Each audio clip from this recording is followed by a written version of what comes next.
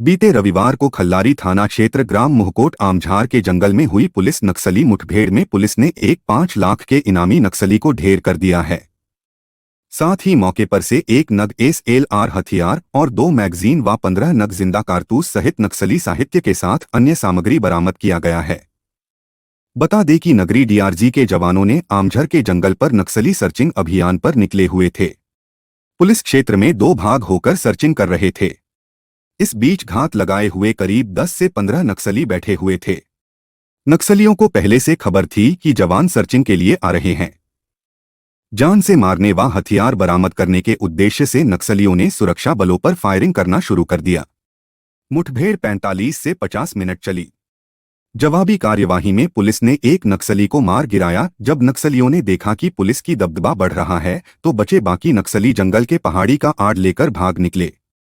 इधर नक्सलियों को भागते देख DRG के जवान काफी दूर तक पीछे किया। वहीं मृत नक्सली के पहचान अरुण मंडावी के रूप में हुई है।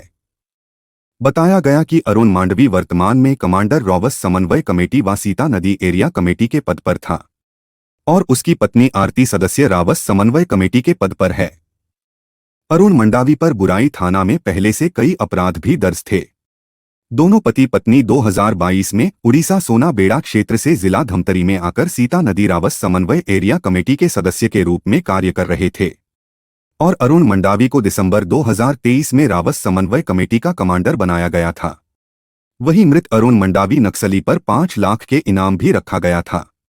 बताया जाता है ये सभी माओवादी 2021 के फरवरी माह में माड़ क्षेत्र से दादरगढ़, निसानार, तीरियारपानी जिला कांकेर से होते हुए 30 माओवादी का दल सीता नदी क्षेत्र में आए हुए थे और बड़ी वारदात को अंजाम देने के फिराक से आमझर के जंगल में घात लगाए बैठे हुए थे। बहरहाल नक्सलियों के भागने के बाद जवान काफी दूर तक पीछा किया, लेकिन सभी माओवादी भाग निकलने में सफल हो गए। पिछले कुछ माह से जिला धमतरी में हम लगातार नक्सल विरोधी अभियान चला रहे हैं।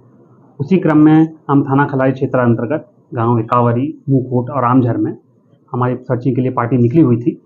जब पार्टी वहां पर पहुंची तो करीब शाम को 3:30 बजे नक्सलियों की तरफ से लगातार फायर आने लग गया। पुलिस ने भी नक्सलियों को सरेंडर करने की अपील करी, फायर को रोकने के लिए बोला। जब फायर रुका तो नक्सली लोग जंगल पहाड़ का रास्ता लेकर के भाग चुके थे और वहाँ पर सर्चिंग करने के उपरांत में हमें एक माओवादी का शव बरामद हुआ, जिसके पास में एक SLR हथियार भी था। जो इसकी नक्सली की पहचान अभी तक हमने प्राथमिक तौर पर की है। इसकी पहचान अरुण के रूप में हुई है। यह रावत समन्वय कमेटी का अध्यक्ष था और सीता नदी एरिया कमेटी का सदस्य था। इसके ऊपर 5 लाख रुपए का इनाम जो बरामद हुआ है। इसमें हमें एक SLR हथियार मिला है, सेल्फ लोडिंग राइफल है। इसके अतिरिक्त 2 मैगजीन मिली हैं, कुछ राउंड मिले हैं और विस्फोटक सामग्री मिली है, नक्सल देने की सामग्री मिली है और कुछ हमें नक्सल साहित्य और पत्र भी बरामद हुए हैं। हाँ, हमारी पार्टी ने उसका काफ़ी दूर तक पीछा किया था, जिसमें हमें उम्मीद है कि न्यूनतम 2 से 3 तक नक्सली घायल हुए होंगे। वहाँ पर करीब 10 से 15 की संख्या में नक्सली होंगे।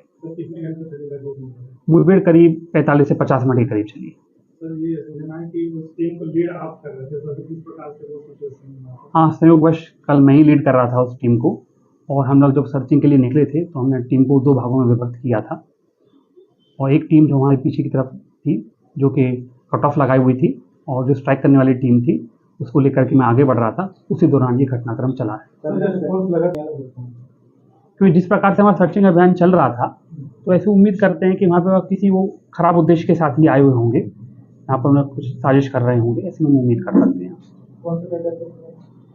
मारा गया नक्सली जो है, हाँ, ये रावत समन्वय समिति है, उसका ये कमांडर था और सीता नदी एरिया कमेटी का सदस्य था। नाम सभी यहाँ के स्थापित और सक्रिय नक्सली हैं, जो कि हमारे रिकॉर्ड में भी हैं। जो ये मारा गया नक्सली है, इसके ऊपर थाना बोरई में पहले भी अपराध पंजीबद्ध है और ये इसी क्षेत्र में उड़ीसा में ही इसने लगातार वारदातें की हैं और हमने डिटेल भी इसमें जारी किया है। तो ये नक्सली किस प्रकार से कहाँ सक्रिय रहा है, तो पिछले 2 वर्षों से ये उड़ीसा, गरियाबंद और धमतरी के सीमांत क्षेत्र में ही सक्रिय है।